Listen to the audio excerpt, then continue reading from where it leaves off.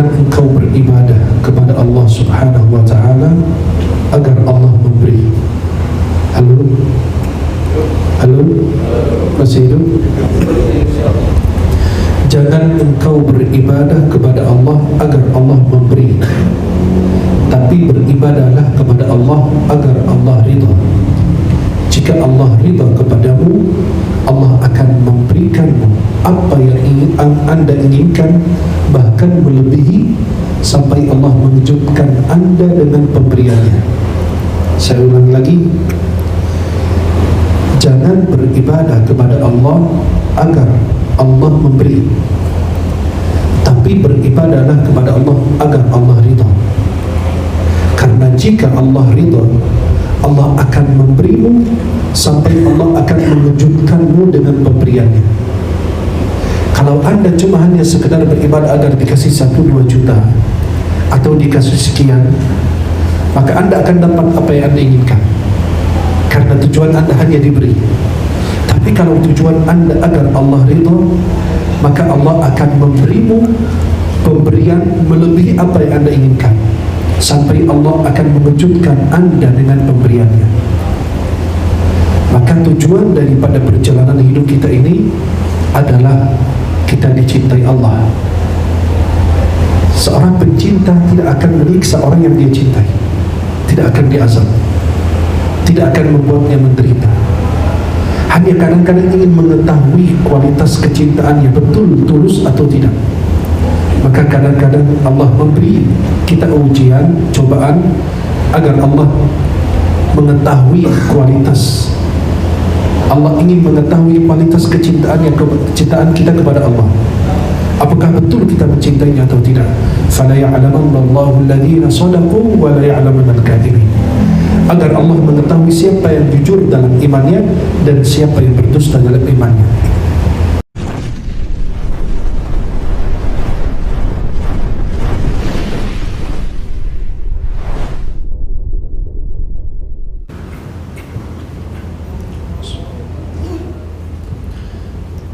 Assalamualaikum warahmatullahi wabarakatuh.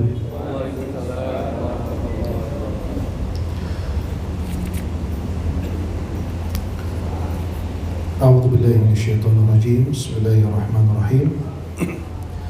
Alhamdulillahi rabbil alamin. Wa sallallahu wa tabaraka wa ta'ala ala sayyidina wa maulana Muhammadin wa ala alihi wa sahbihi ajma'in. Subhanaka la ilma lana illa ma 'allamtana innaka antal alimul hakim.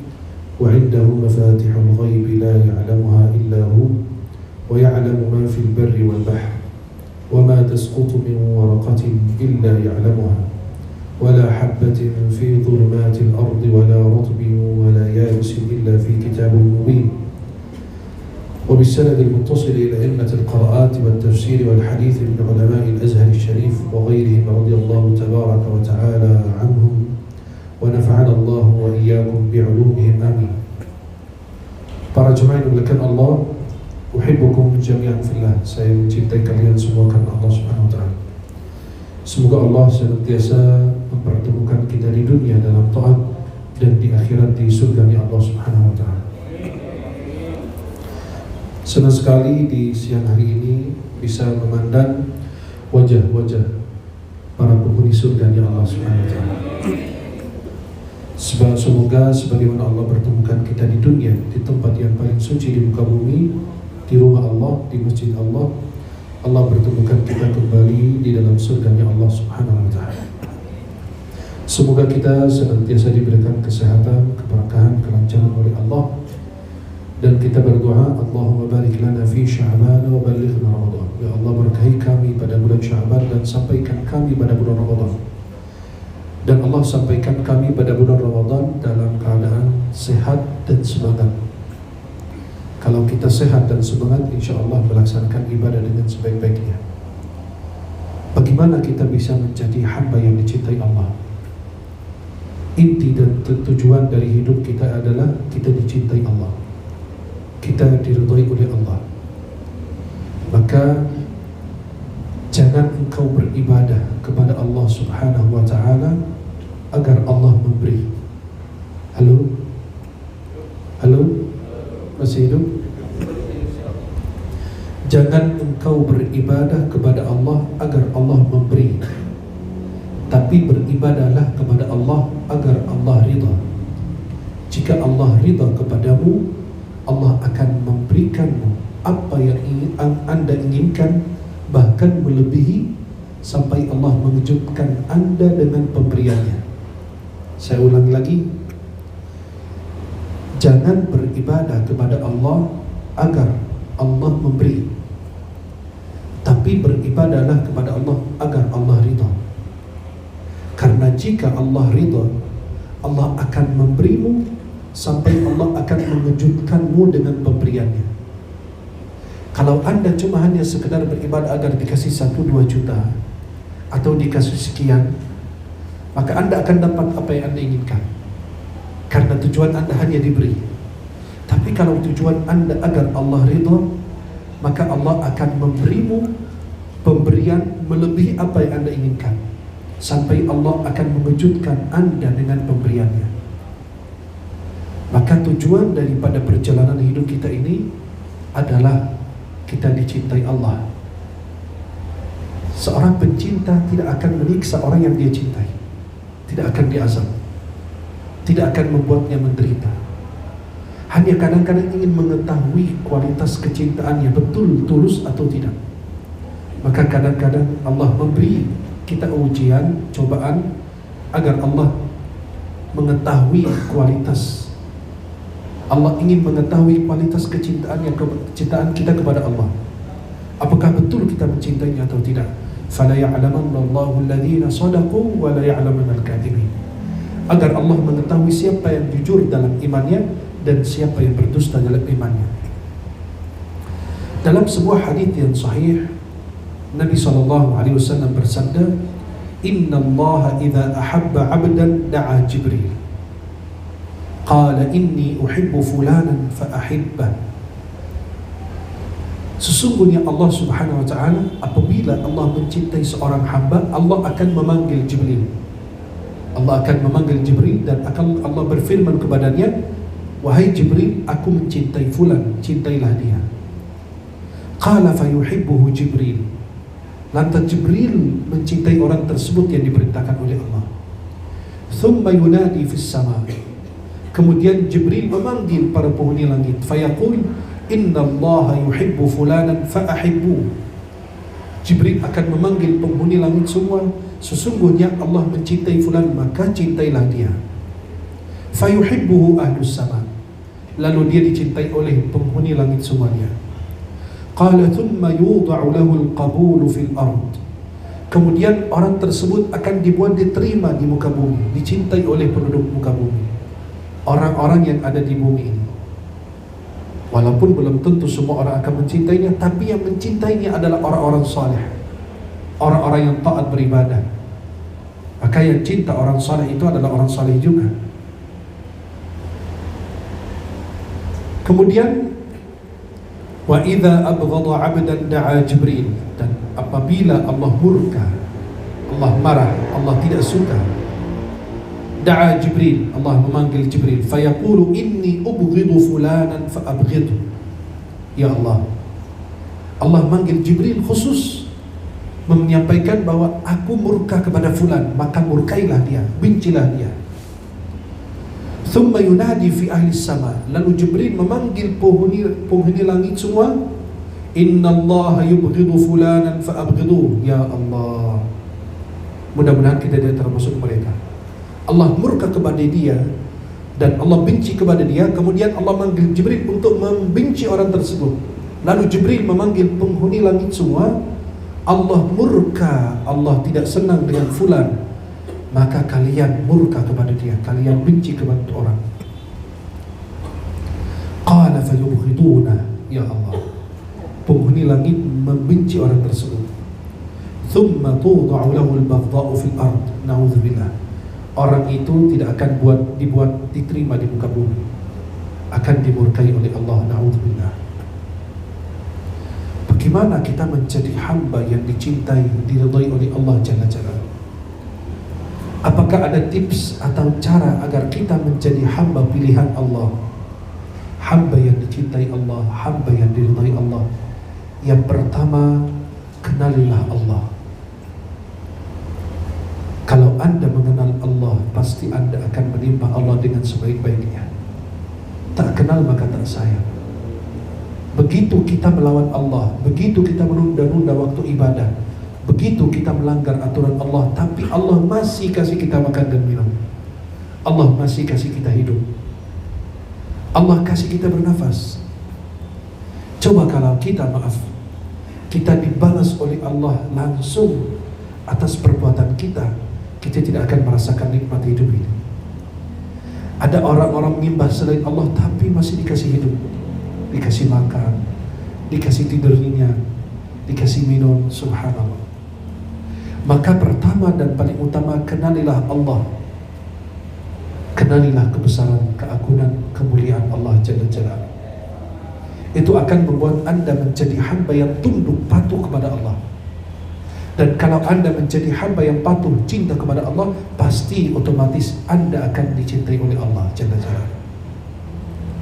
Yang kedua, agar Anda menjadi hamba yang dicintai Allah, bacalah Al-Quran dan mentadabburi artinya.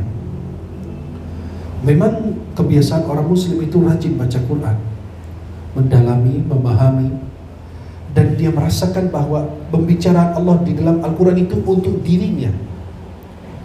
Kemudian dia berhenti di setiap batas-batas yang sudah Allah batasi untuk kita di dalam Al-Quran, batasan-batasan yang Allah berikan. Setiap perintah dia lakukan, setiap larangan dia jauhkan. Maka apabila orang Muslim melakukan hal demikian, maka orang Muslim itu akan menambahkan taat kepada Allah, dan otomatis akan dia dicintai oleh Allah Subhanahu wa ta'ala. Tips agar kita dicintai oleh Allah, dahulukanlah perintah Allah. Cinta kepada Allah melebihi daripada perintah yang lain, cinta kepada yang lain, bahkan diri kita sendiri.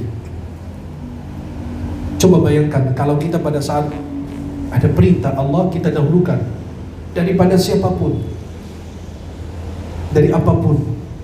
Anda selalu mendahulukan Allah. Allah itu paling utama dalam hidup kita. Maka Anda akan menjadi hamba yang dicintai Allah. Mengikuti Rasulullah Muhammad SAW.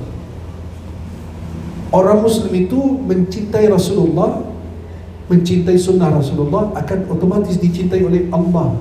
Kenapa? Karena ini utusannya Allah untuk kita, duta Allah untuk kita, utusan Allah untuk kita. Jadi kalau kita mencintai utusannya Allah, otomatis kita pasti mencintai Allah, karena yang mengutusnya adalah Allah Jalla Jalaluhu. Maka apabila Anda mentaatinya, berarti sama dengan mentaati Allah Subhanahu wa ta'ala. Sebagaimana kalau ada utusan dari salah satu pejabat, kemudian kita muliakan, sama dengan kita memuliakan pejabat itu. Kalau kita hormati, sama dengan kita menghormati yang mengutusnya. Walillahi mathalul a'la. Maka pada saat kita mencintai Rasulullah, bukan cuma hanya sekedar lisan, tapi dipraktikkan dalam kehidupan sehari-hari. Halo? Halo? Sebagian pada mulai khusyuk ini. Ya. Jadi subhanallah, kalau sampai Anda mencintai Rasulullah, mentaati Rasulullah, ya, mengerjakan sunnah Nabi Muhammad SAW, jadi Anda akan dicintai oleh Allah Subhanahu wa ta'ala. Qul in kuntum tuhibbuna Allah fattabi'uni yuhibbukum Allah. Kalau kita mencintai dan mengikuti Rasulullah, ya otomatis Allah akan mencintai kita Subhanahu wa ta'ala.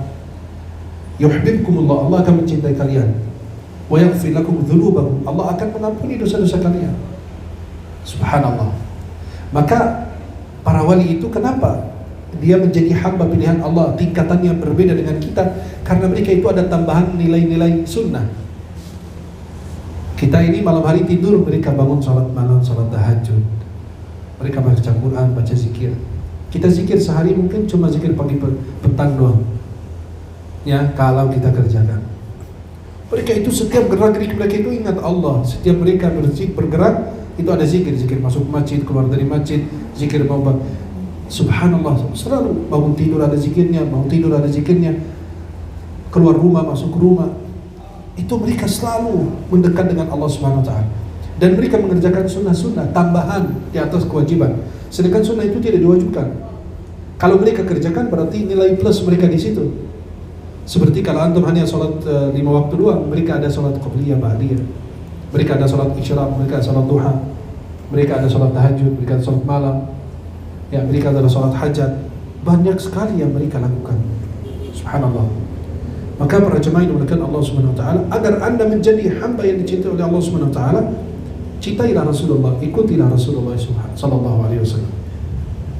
Kemudian al-musara'a ila ta'atillah, bersegera untuk memenuhi panggilan Allah Subhanahu wa taala.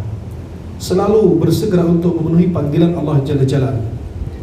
Mohon maaf, giliran rapat kita dipanggil jam sekian udah ada, sebelum jam segitu udah ada di ruang rapat. Tapi giliran di rumah Allah tidur. Halo? Halo? Masih hidup? Nah, insyaallah. Ini yang lelah juga dapat pahala kok. Orang duduk di masjid itu dengerin kajian walaupun nggak begitu fokus karena kecapean, kelelahan, dapat pahala. Orang ikut tahlil aja dari awal baca Yasin sampai selesai tidur, pas pulang bawa tentengan. Jadi antum pas pulang insyaallah bawa pahala. Amin. Tapi nggak ada yang berani tidur pada saat rapat. Antum berani nggak? Nggak ada kan? Nggak berani kalau ada pertemuan pejabat atau apa. Kita nggak berani merem gitu, berani. Dianggap kita tidak menghargai. Tapi kalau kita di rumah Allah SWT, kadang-kadang kita tidur enak, nyenyak. Apalagi yang cari tiang, cari tembok, bersandar kepada selain Allah, itu musyrik. Nauzubillah. Ya, bersandar kepada selain Allah itu musyrik. Atau sudah tua bisa jadi kan? Maka kalau antum cari tiang, cari tembok, itu bisa jadi udah tua. Ya, walaupun usianya masih muda. Maka para jemaah yang dimuliakan Allah, kita bersegera dalam melaksanakan perintah Allah Subhanahu wa taala, taat kepada Allah.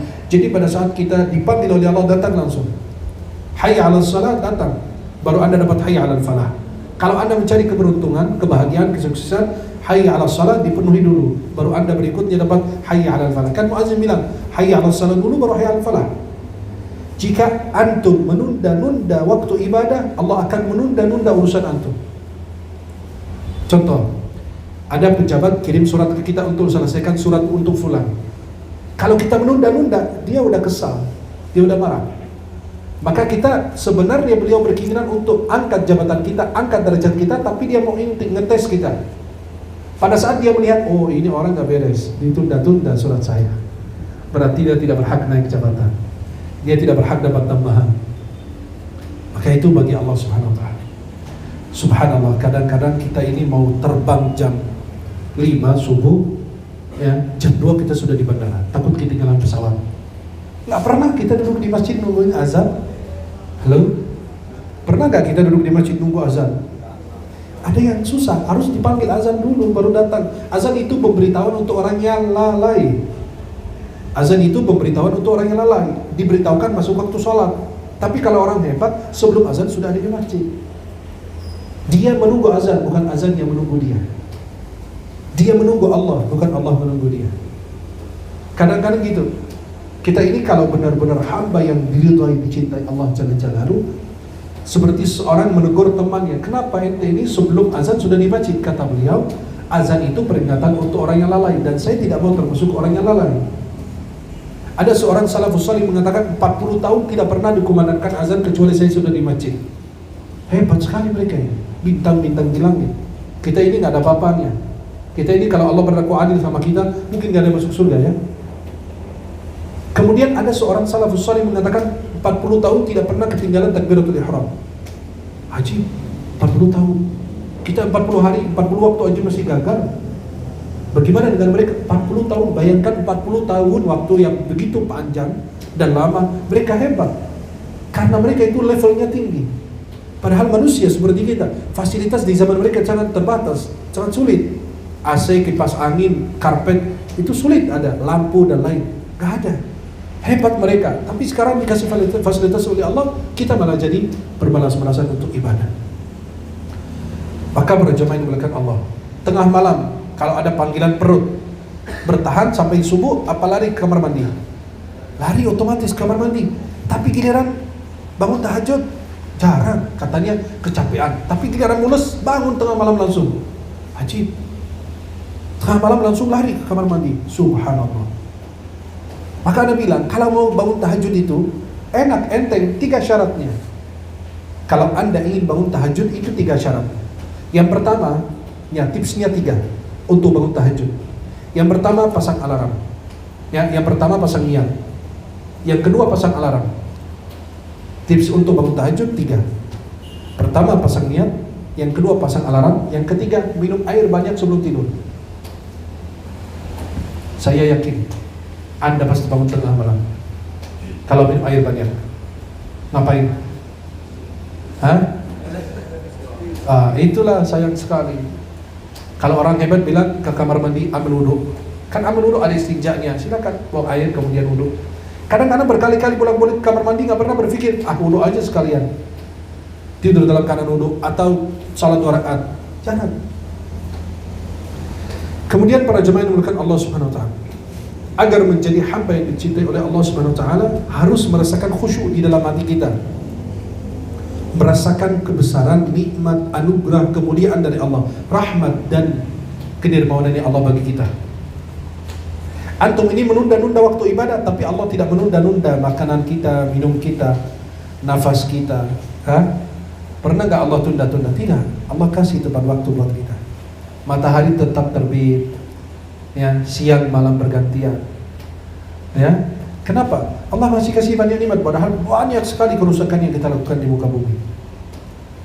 Maka para jemaah yang dimuliakan Allah Subhanahu wa taala, agar Anda menjadi hamba yang dicintai Allah, berkhalwat di sepertiga malam. Berkhalwat itu menyendiri, menjauhi orang, mengasingkan diri, menjauhi dari semua orang. Anda gelar sajadah, ambil wudhu, sholat 2 rakaat. Menghidupkan malam itu nggak harus dengan sholat, boleh dengan zikir, istighfar, sholawat, baca Quran. Hidupkan malam dalam taat aja. Ada orang kuatnya sholat, ada orang kuatnya zikir, ada orang kuatnya baca Quran, silakan. Yang penting Anda menghidupkan malam hari itu dengan berbagai macam ibadah. Apalagi kita mau memasuki Ramadan, Masya Allah. Ayo latih diri untuk bangun malam. Masa sebulan aja, selama 12 bulan aja kita nggak bisa hidupkan dengan baik. Sampai kita disibukkan, dibuat mutar sama dunia, bangun tidur mikirin dunia, tidur lagi mikirin dunia. Kita selalu mikirin dunia, kapan dunia mikirin kita? Kita ini setiap hari mikirin dunia. Pada saat kita pamit sama dunia, pamit bos, kata dunia, maaf, aku nggak bisa kasih banyak-banyak, walaupun harta berlimpah, mobil mewah, rumah yang, kata dunia, maaf bos, aku nggak bisa kasih banyak-banyak, cuma 2 meter doang. Pernah nggak kita lihat orang tanahnya hektaran dikubur dalam tanah hektaran itu? Nggak ada, cuma dapat 2 meter doang. Walaupun luas kuburannya, tapi cuma hanya bagiannya 2 meter itu aja. Kain kafannya nggak ada kantong, nggak ada apa. Ada yang bisa diselipkan handphone, kasih tahu kabarnya. Apa perlu yang mau dikirimin? Nggak ada.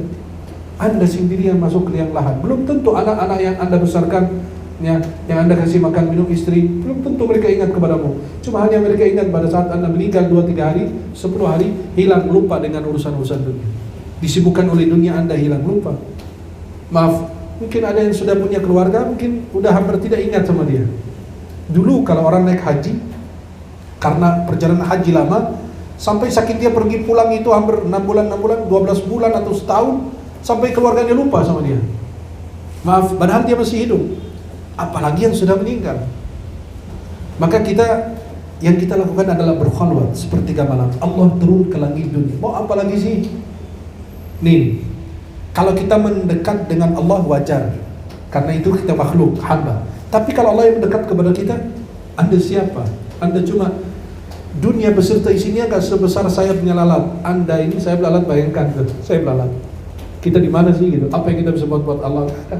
Kata Allah, kalau kalian berkumpul semua dari zaman Nabi Adam sampai yang hari kiamat, semua berkumpul satu bukit, minta hajat, aku kasih. Dan itu tidak mengurangi apa yang saya punya. Dan kalau kalian juga maksiat, tidak mengurangi saya. Dan kalau kalian taat juga, tidak akan menambahkan. Maka kita di mana sih gitu? Di sayap lalat itu. Maka pada saat Allah mendekat kepada kita, coba kalau maaf, kita kalau ke ruangan atasan itu wajar, kita bawahan. Tapi kalau atasan tiba-tiba ke kamar kita, ruangan kita, bingung gitu. Masya Allah, bagi saya itu suatu apresiasi yang sangat besar. Tidak teman-teman itu, bapak udah ke ruangan fulan. Berarti ada hubungan spesial gitu. Ada sesuatu yang berbeda dengan yang lain. Kalau kita bekerja untuk Tuhan kita, majikan kita dapat kebaikan kita. Kalau kita kerja sama orang, kita nyapu, kita ngepel, kita jadi supir apa, dia dapat keberkahan dari kita, kebaikan dari kita. Ya, tapi kalau kita sama Allah beda. Kita ini hamba, pelayan, tapi kita dapat kebaikan dari Allah. Bukan Allah dapat apa-apa dari kita. Kalau kita bekerja sama orang, dia dapat banyak manfaat dari kita. Kita nyapu, nyuci, ngepel dan lain sebagainya, ngurusin kebun dan lain. Itu kan dia dapat. Walaupun kita dapat gaji, tapi manfaat yang besar yang dia dapat lebih besar dari kita. Nah, tapi kalau kita sama Allah beda. Bukan Allah yang dapat kebaikan dari kita, manfaat dari kita, tidak. Malah kita yang ngambil manfaat dari Allah, berkah dari Allah, kemuliaan anugerah dari Allah Subhanahu wa ta'ala.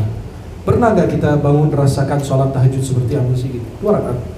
Antum ini masih protes, doa antum belum diijabah, padahal antum bangun malam aja susah. Sholat subuh tepat waktu aja sulit.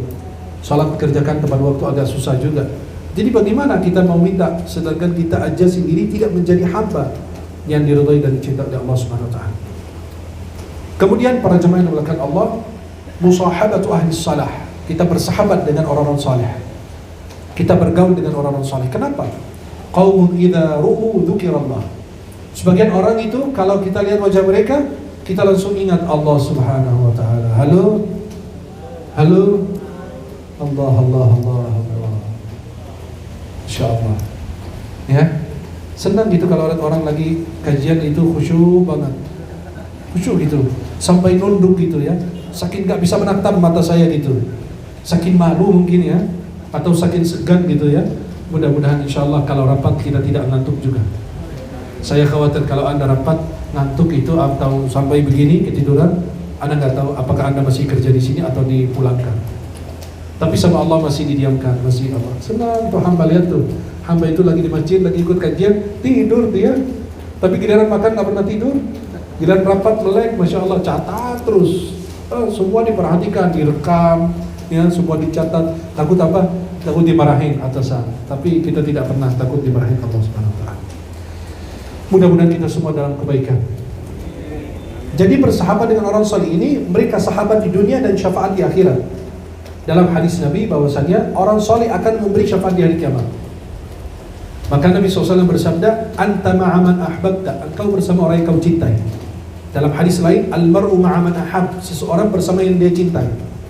Maaf, kita ini sering selfie, betul? Halo? Kita sering selfie. Cari orang ahli ibadah dekat rumah, orang yang benar-benar rajin puasa, rajin zikir, rajin baca Quran. Orang-orang ahli ibadah, ajak selfie. Pak, sini kita selfie bersama. Buat apa? Biar kalau antum masuk surga, antum ngajak saya, sudah ada bukti di dunia. Maka tadi saya pas mau sholat, diajak orang saleh. Saya bilang sama beliau, nanti kalau masuk surga jangan lupa ajak-ajak ya. Jadi ada bukti, nanti kalau di akhirat dia gak bisa mengingkari, ya Rob, aku pernah jumpa dengan dia.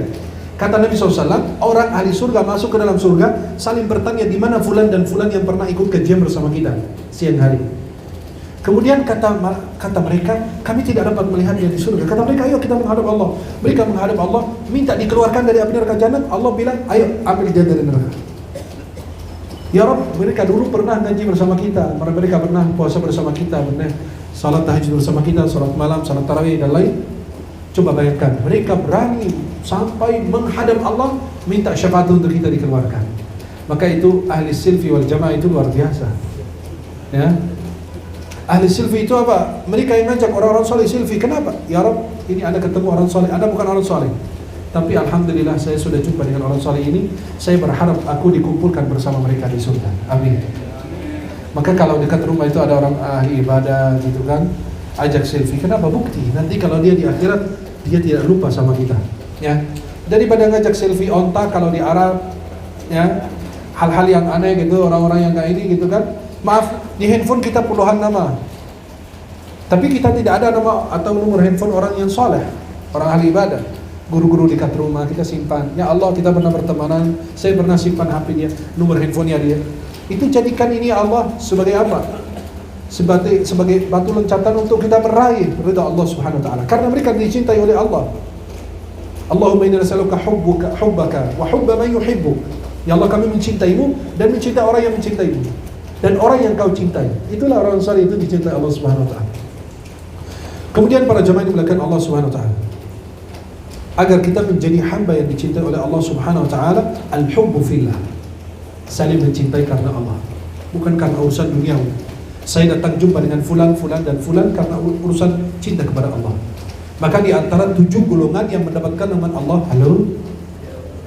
7 golongan yang mendapatkan naungan Allah Subhanahu wa taala pada hari kiamat yang tidak ada naungan kecuali naungan Allah, di antaranya rajulani tahaba fillah ijtama'a alaihi wa tafarraqa alaihi. 2 orang yang saling mencintai karena Allah. Mereka bertemu karena Allah, berpisah juga karena Allah Subhanahu wa taala. Enggak ada urusan dunia antum duduk di sini. Anda enggak bagi-bagi jabatan, enggak bagi-bagi uang. Tapi hanya yang dipertemukan adalah apa? Cinta karena Allah. Kita ini salat zuhur berjamaah, duduk mendengarkan kajian, ya, walaupun separuhnya masih hidup, separuhnya meninggal, tapi bagus kita bertemu karena Allah Subhanahu wa taala. Halo? Jadi karena kita dipertemukan oleh Allah Jalla Jalaluhu, pasti antum tidak akan lupa sama saya kalau masuk surga. Kalau antum masuk surga lebih awal, agar menunggu saya di pintu surga biar masuk surga bersama. Setuju? Tapi kalau saya salah masuk surga lebih awal, saya langsung masuk, tidak menunggu kalian. Kelamaan, kebanyakan nunggu. InsyaAllah kita saling menunggu dan saling mendoakan. Al-hubbu fillah. Nanti orang-orang yang mencintai karena Allah Subhanahu wa taala, Allah akan memanggil. Ainal mutahabbuna bi jalali. Di mana mereka yang saling mencintai karena keagungan dan kebesaranku. Al-yawma udhilluhum fi dhilli yawma la dhilla illa dhill. Pada hari ini aku berikan naungan kepada mereka yang tidak ada naungan kecuali naungan Allah. Orang yang saling mencintai karena Allah itu berada di atas mimbar dari cahaya Allah. Saling mendoakan, saling mencintai, saling menasihati, saling tolong-menolong dalam kebaikan. Maka itu al-hubbu fillah. Sampai ada orang datang kepada Nabi, ya Rasulullah, dalam Sahih Muslim, ya Nabi Allah, ya Rasulullah, kapan hari kiamat? Kata Nabi, apa yang kau siapkan? Aku enggak punya apa-apa, cuma hanya mencintai Allah, Rasulnya, dan Abu Bakar, Umar, ya, atau mencintai Allah dan Rasulnya. Kata Nabi, kamu bersama orang yang kau cintai. Kata Anas bin Malik yang meriwayatkan hadis, kami tidak pernah bergembira sesudah masuk Islam kecuali dengan hadis ini. Demi Allah aku mencintai Nabi, aku mencintai Abu Bakar, Umar, Uthman, Ali. Walaupun amal saya tidak mencapai mereka, tapi saya berharap untuk bertemu dengan mereka di surga, dikumpulkan dengan mereka di surga Allah Subhanahu wa taala. Agar menjadi hamba yang dicintai Allah, punya kalbu yang sehat, yang hadir, yang hidup, yang bercahaya. Anda kalau punya hati yang hidup, selamat, sehat, dia selalu hidup dengan Allah. Mathalul ladzi yadhkuru rabbah wal ladzi la yadhkuru rabbah kamathalil hayy wal mayyit. Orang yang berzikir kepada Allah dan orang yang tidak berzikir seperti orang yang hidup dan orang mati. Begitu hati yang hidup karena zikir kepada Allah, hati yang hidup karena taat kepada Allah. Tapi hati yang mati ya jauh dari Allah Subhanahu wa taala. Hati itu tidak diharapkan kesembuhannya. Tidak ada cahaya, padam cahayanya, hitam. Hati yang mati. Kecuali kalau diberi hidayah oleh Allah Subhanahu wa taala. Tidak ada yang berani. Kalau bumi diguyur dengan hujan, itu tumbuhan pada keluar. Begitu kalau hati kita itu hadir di majelis ilmu bersama orang-orang saleh, hati kita akan hidup. Itu nasihat Luqmanul Hakim kepada anaknya dalam kitab Muwatta Imam Malik, diriwayatkan oleh Imam Malik. Di akhir kitab Muwatta Imam Malik, beliau mengatakan kepada anaknya, wahai anakku, bersimpulah, hadirlah di majlis para ulama, di majlis ilmu. Karena fa innal qalba yahya binurul ulama, karena hidup itu hidup dengan cahaya ilmu dan cahaya para ulama. Sebagaimana bumi itu kalau diguyur dengan air hujan akan langsung hidup, hijau semua jadi. Kalau kita lihat di Saudi, mungkin kalian lihat berita-beritanya, saya nyaksiin langsung di Saudi. Itu tumbuhan pada keluar, itu gunung-gunung itu pada hijau semua. Sebenarnya bukan hal yang aneh, karena itu di Arab biasa. Nanti sebentar lagi musim panas, itu gurung lagi. Itu karena sering hujan saja, jadi tumbuhan pada keluar. Jadi itu hijau-hijau semua. Bukit-bukit kalau kita lewat ke daerah Taif atau Makkah dan sekitarnya, itu pada hijau. Kenapa? Karena sering hujan. Ya sama kayak Indonesia. Karena sering hujan saja. Nanti kalau nggak hujan musim panas, antum belum tahu musim panas di Arab Saudi atau di negara Timur Tengah, panas luar biasa. Itu mati tuh tumbuhan itu lagi. Jadi kering, orang lihatnya bukit, oh biasa. Ya. Nanti kalau hujan lagi berikutnya, ya tumbuhan itu yang hijau-hijau nanti nampak lagi, kelihatan lagi, subhanallah. Maka para jemaah yang dimuliakan Allah Subhanahu wa taala, agar menjadi hamba yang dicintai dan ridha Allah, berbakti kepada orang tua. Birrul walidain. Kenapa? Ridha Allah fi ridhal walidain. Ridhanya Allah terdapat pada ridha orang tua. Murkanya Allah pada murka orang tua. Coba antum diridhai orang tua. Luar biasa. Kadang-kadang sih, Masya Allah, ini kadang-kadang dibesarkan, dilahirkan orang tua, dididik. Kan orang tua kita kebanyakan di kampung, di pedalaman. Kadang-kadang kita di sini, Masya Allah, sering ke mall. Nggak pernah ingat orang tua kita sekali-sekali ajak ibu kita ke mall dong. Kadang-kadang kita malu, orang tua kita orang kampung, dia nggak bisa naik eskalator dengan penampilan yang sederhana. Nggak usah malu. Dia tidak pernah malu ketika cebokin kita. Betul nggak? Nggak pernah malu ketika kita lagi digendong sama ibu kita kemudian pipis atau buang air. Nggak ada. Karena kita malu sama mereka. Telepon ibu, maaf bu, saya dapat gaji bulan ini sekian. Ibu mau berapa? Aku transfer. Nggak pernah. Jangan kita berbohong. Ente ngurusin istri atau ngurusin ibu lebih besar ngurusin orang tua. Bukan kita abaikan istri kita, tidak. Tapi orang tua itu lebih berjasa. Istri bisa digantikan 1000, tapi orang tua tidak bisa tergantikan. Halo? Besti yang di belakang masih hidup? Hah? Halo? Jelas semuanya? Pernah nggak kita telepon ibu kita, maaf, mau anda perempuan, mau ada laki, bu, saya alhamdulillah barusan dapat gaji 4 juta, 5 juta. Ibu mau anda transfer berapa? Demi Allah, 1000 rupiah yang anda keluarkan buat orang tua, Allah akan gantikan berlipat kali. Tidak usah hitung-hitungan sama Allah. Antum ini akan diberi wa yarzuqhu min haitsu la yahtasib, diberi rezeki yang tidak disangka-sangka. Sesuatu yang anda keluarkan kepada orang tua, maaf, pernah nggak gitu kita puluhan tahun kerja, kita tidak wajib memberitahukan istri kita gaji kita berapa, nggak wajib dalam Islam. Cuma hanya ada adab etika muasyarah bil ma'ruf aja, kita memberitahukan istri gaji kita sekian, dia bilang gajinya sekian dan lain sebagainya. Maka nggak pernah kita telepon ibu kita, orang tua kita, ayah, bunda, saya sudah dapat gaji bulan ini sekian. Bunda mau berapa atau ayah mau berapa, saya transfer. Ayah saya begini begitu, tetap ayah. Ada orang bilang, ya Rasulullah, aku diambil harta saya dari ayah saya terus. Apa kata Nabi? Nanti Nabi nggak mau kasih berani anak kepada orang tuanya. Kata Nabi, anta wa malaka li abik, kamu dan hartamu milik ayahmu. Kamu baru ini kemarin kok. Ya, bisa kalau orang tua kita udah sepuh, udah pikun, nanya berkali-kali tentang ini gitu, tentang suatu hal. Nak begini, nak begini, nak begini. Kita bosan, Pak. Udah berkali-kali nanya ini, saya sudah jawab. Apa kata ayahnya? Nak, kamu setiap malam minta aku ceritakan cerita yang sama dan aku nggak pernah bosan ketika kamu kecil. Giliran kita kecil, berkali-kali setiap malam minta cerita itu lagi, ulang lagi. Ayah, saya mau cerita yang kelinci kemarin tuh. Ayah, saya mau cerita yang ini kura-kura kemarin. Diceritakan berkali-kali, dia nggak pernah bosan, nggak pernah muak di muka kita. Kamu ini ente kadang-kadang minta itu lagi. Saya bosan dong, nggak ada. Masa giliran dia sudah sepuh kita sudah mulai kesal. Maka itulah, kalau anda mau jadi hamba yang diridhai Allah, berbakti kepada orang tua. Wallah, ridha Allah terletak pada ridha orang tua. Sesudah kita beribadah kepada Allah, berbakti kepada orang tua. Wa'budullaha wa la tusyriku bi syai'an wa bil walidaini ihsana. Sesudah kita beribadah, kita berbakti. Ibu kita, mah, saya ajak ke Jakarta ya, jalan-jalan. Saya tahu mama nggak betah kalau di kota. Kan biasa orang tua, kalau orang tua kita di kampung begitu, kita nggak betah di kota, berisik, pusing. Ya, kalau di sana banyak nongkrong sama tetangga.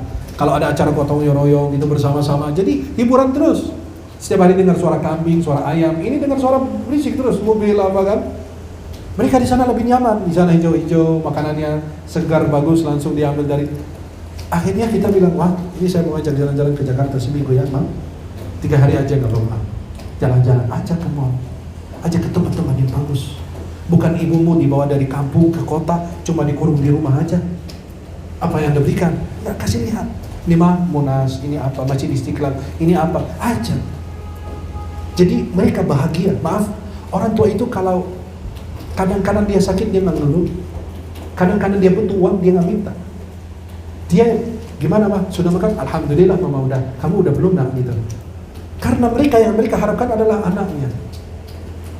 Ya, maka para jemaah yang dimuliakan Allah, agar kita meraih ridha Allah Subhanahu Wa Taala, kita berbakti kepada orang tua kita. Kemudian apa? Al-iktsaru minat taubah, berbanyak taubat. Allah mencintai hamba itu yang sering bertaubat. Innallaha yuhibbut tawwabina. Allah mencintai orang yang taubat. Hamba itu tahu bahwa dirinya lemah, dirinya itu tidak punya apa-apa tanpa Allah Subhanahu Wa Taala.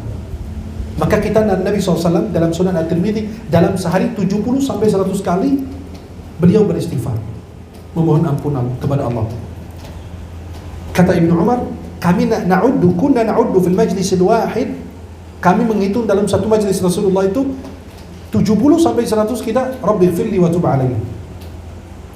Coba bayangkan, kita ini Rabbighfirli wa tub alayya nunggu malam Jumat, nunggu malam nisfu Sya'ban, baru kita Rabbighfirli. Wah, ya, kita nunggu malam Sya'ban, 10 hari akhir Ramadan, hari Jumat, baru Rabbighfirli. Hari-hari lain kita hilang. Kemudian para jemaah yang dimuliakan Allah, bersihkan hati kita dari noda-noda yang mengotorinya, sifat-sifat yang buruk yang mengotorinya. Kita wajib sebagai hamba untuk selalu membersihkan hati kita. Kemudian bersilaturahim, menyambung tali silaturahim, karena silaturahim itu bergantung pada arasy Allah. Allah katakan Ar-Rahim itu bagian dari Allah Subhanahu wa taala. Kan Allah Ar-Rahman, Ar-Rahim. Maka disebut Ar-Rahim. Siapapun yang menyambung kepada dia, Allah sambung kepada dia. Yang memutuskan tali silaturahim, Allah memutuskan dia. Maka cara antum menyambung kepada Allah, dicintai Allah adalah menyambung tali silaturahim. Kemudian yang terakhir, mahabbatu liqa Allah. Kita senang dan ingin berjumpa dengan Allah Subhanahu wa taala. Man ahabba liqa Allah, ahabba Allah liqa. Siapa yang ingin jumpa dengan Allah, senang berjumpa dengan Allah, Allah cinta dan senang berjumpa dengannya. Dan barang siapa benci berjumpa dengan Allah, maka Allah benci berjumpa dengan dia. Man ahabba liqa Allah, ahabba Allah liqa. Wa man kariha liqa Allah, kariha Allah liqa. Yang senang jumpa dengan Allah, kadang-kadang disebut kematian di depan kita, amit-amit masih muda kata dia. Padahal ente ngapain benci berjumpa dengan Allah? Pertemuan terindah dan bertemu dengan Allah kok. Tapi jangan bilang amit-amit saya masih muda, tapi bilang ya Allah berikan aku husnul khatimah. Kapanpun saya siap menghadap Engkau. Kenapa? Karena pertemuan paling indah adalah kita bertemu dengan Allah. Maka Nabi Muhammad diberikan kesempatan hidup selama-lamanya atau jumpa dengan Allah. Kata beliau, saya ini ishtaqtu li liqa'i rabbi. Saya rindu bertemu dengan Allah Jalla Jalla. Subhanallah. Mudah-mudahan kita semua menjadi hamba yang dicintai dan diridhai Allah Subhanahu wa taala. Mudah-mudahan kita semua dipertemukan di dunia dalam taat dan di akhirat di surga Allah Subhanahu wa taala. Sebelum saya akhiri dengan doa dan perjanjian bersama, saya berikan kesempatan bagi jemaah yang mau bertanya seputar tema tadi maupun yang lain, dipersilakan. Wallahu taala a'lam wa a'lam bissawab. Assalamualaikum warahmatullahi wabarakatuh. Waalaikumsalam warahmatullahi wabarakatuh. Ustaz, saya ingin bertanya kepada Pak Ustaz. Saya ingin menjawab insyaallah. Keempat orang tua saya sudah meninggal Pak Ustaz. Bagaimana caranya untuk bisa berbakti kepada keempat orang tua saya? Itu yang lebih baik bagaimana? Nah, dalam Sunan Abu Dawud ada seseorang yang datang kepada Nabi. Ya Rasulullah, apakah saya bisa berbakti kepada orang tua saya yang sudah wafat? Kata Nabi, bisa. Yang pertama, beristighfar untuk mereka seperti yang biasa kita lakukan, Rabbighfirli wa liwalidayya, itu boleh dipakai. Yang kedua, berdoa untuk mereka. Kemudian yang ketiga, melaksanakan wasiat baik mereka. Terus keempat, kita menyambung tali silaturahim dengan teman dan kerabat orang tua kita. Ya, itu kita menyambung tali silaturahim kepada kerabat dan saudara atau teman-teman orang tua kita. Insya Allah itu termasuk daripada cara kita berbakti kepada kedua orang tua kita. Wallahu a'lam. Barakallah. Silakan, ada yang mau bertanya lagi?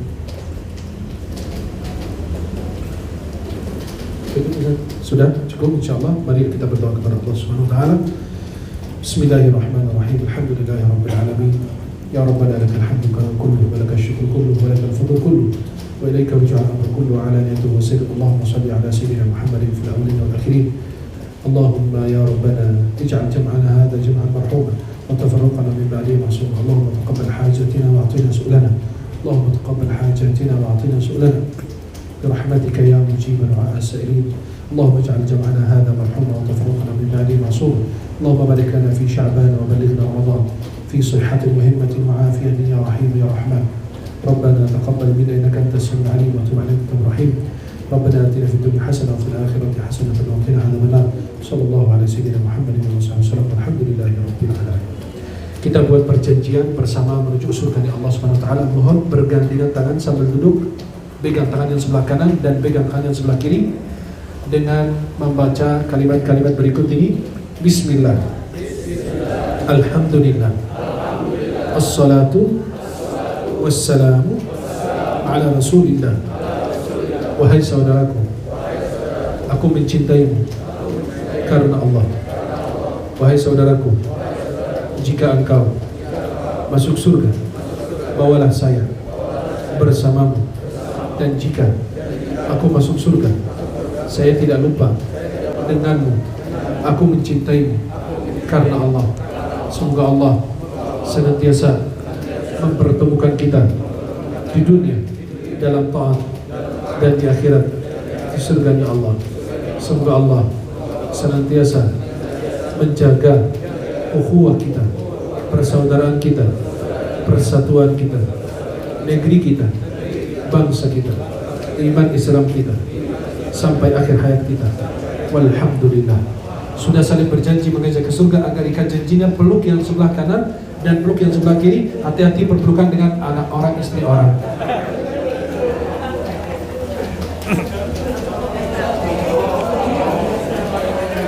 Mudah-mudahan yang saya sampaikan bermanfaat. Subhanakallahumma bihamdika asyhadu an la ilaha illa anta astaghfiruka wa atubu ilaik. Assalamualaikum warahmatullahi wabarakatuh.